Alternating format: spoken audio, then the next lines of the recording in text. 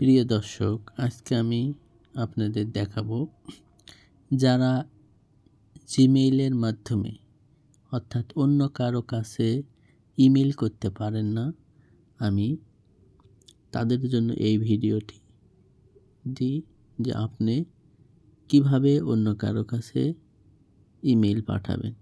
চলুন দেখা যাক। এখন আমরা চলে যাব এই জিমেইল নামক অপশনটিতে, আমরা ক্লিক দিব। চলে এসেছে, এখানে দেখতে পাচ্ছেন যে জিমেইল নামক ওপেন হয়েছে। এখানে আমার জিমেইল আমাকে কে পাঠাইছে বা আমি কাকে পাঠাইছি অপশন দেখাচ্ছে।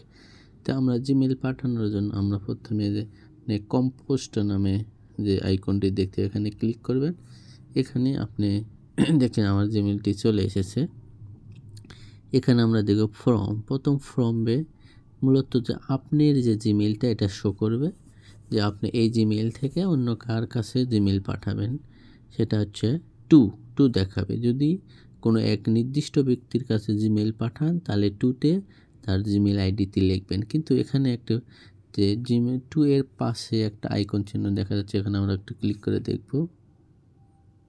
দেখেন এই টুতে ক্লিক করার পরে আমরা কিছু দেখতে পাই যে সিসি এবং বিসিসি।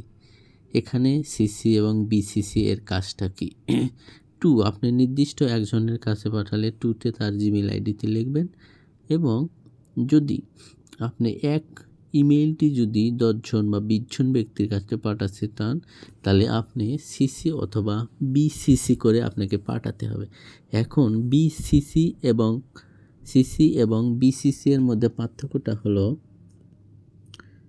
যে সিসি করে যদি পাঠান এই এক ইমেইল আপনি কতজনকে পাঠাবেন। এখানে আমি যদি ইমেইল লিখি, দেখতে পাচ্ছেন যে ইমেল অপশন আসতেছে। এখানে একাধিক ইমেল আপনি বসাতে পারবেন। এখানে 10 জন বা 20 জন ইমেল পরপর অ্যাড করতে পারবেন। তবে এই সিসি এখানে ইমেল পাঠানোর অর্থ হচ্ছে এই ইমেলটি আপনি যদি 20 জনের কাছে পাঠান, 20 জন এক ব্যক্তি বুঝতে পারবে বা দেখতে পারবে যে এই ইমেলটি কাকে কাকে পাঠানো হয়েছে। এবার চলুন বিসিসি অপশনে যাই। বিসিসি করে যদি পাঠান তাহলে এই বিসিসি এখানে আপনি 10টি বা 20টি ইমেল লিখবেন। তারপরে এই 20 জন ব্যক্তির কাছে যে ইমেলটা পাঠালেন এখানে কেউ বুঝতে পারবে না যে এই ইমেলটি কতজনকে পাঠানো হয়েছে। শুধু তার কাছে নির্দিষ্ট যে আপনি পাঠাইছেন তাই বুঝতে পারবে, তাছাড়া আর কেউ কার কার কাছে পাঠাইছেন এটা বুঝতে পারবে না। কিন্তু সিসি করে পাঠালে আপনি 20 জন বা 100 জনের কাছে পাঠান, সেটা সবাই বুঝতে পারবে। এই সাবজেক্টে আপনি কী উদ্দেশ্যে এখানে সাবজেক্ট লিখবেন, তারপরে বিস্তারিত লিখে আপনি সেন্ড করার জন্য দেখেন এখানে সেন্ড করার জন্য একটা চিহ্ন আছে, এখানে আমি চাপ ধরে থাকি, দেখেন এখানে সেন্ড লেখা আসছে, অর্থাৎ এই চিহ্ন দ্বারা আপনি সেন্ড করবেন।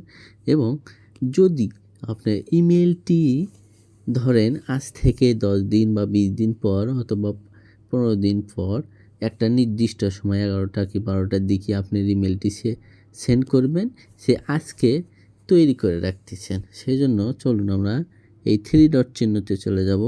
এখানে দেখতে পাচ্ছেন কিছু নির্দিষ্ট সেটিং দেওয়া আছে।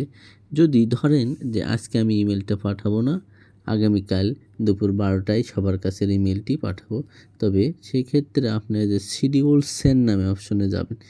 ক্লিক করার পর আপনি দেখতে পারবেন যে tomorrow morning, tomorrow afternoon, Monday morning, pick date time. যদি আপনি আগামীকাল পাঠাতে চান তাহলে টুমোরো মর্নিং ক্লিক করবেন, আগামীকাল বিকাল অথবা মনডে মর্নিং অর্থাৎ 12 উল্লেখ করা আছে। আর যদি আপনি 10 দিন বা 5 দিন, এখানে আপনি দেখতে পাচ্ছেন যে এখানে ওই তারিখটি বসাবেন এবং কয়টার সময় পরে আপনি শিডিউল সেন্ড করে রাখবেন। এখানে শিডিউল সেন্ডে ক্লিক করলে দেখে এখানে আমি সেন্ড যেহেতু করিনি, সেন্ড করলে ঠিক নির্দিষ্ট ওই সময় ইমেলটি পেয়ে যাবে।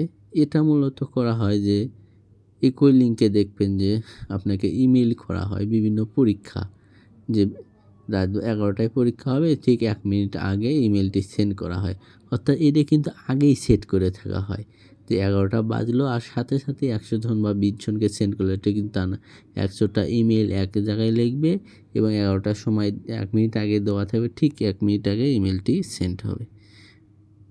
ঠিক আছে, ধন্যবাদ। ভিডিওটি ভালো লাগলে লাইক, কমেন্ট, শেয়ার করবেন এবং পরবর্তী কোনো ভিডিও নিয়ে আপনাদের সামনে আমি আবার আসবো।